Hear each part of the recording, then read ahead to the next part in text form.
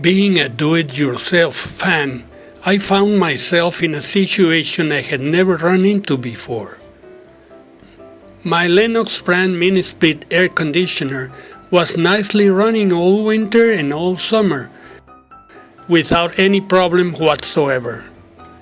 When I was getting used to the idea that these appliances never fail, it turned out that this winter the fan in the indoor unit as well as the entire unit stopped working, showing an E8 error code.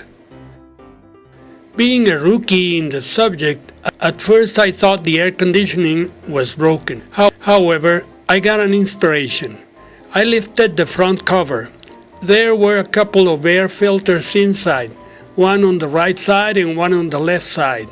They did not seem to have any problem, but I pulled them out of the unit to find that they were totally covered with fluff.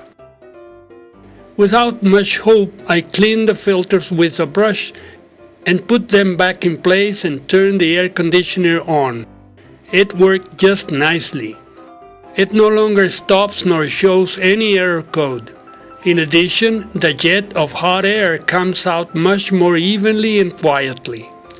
I hope this video will help you save some money on repairs.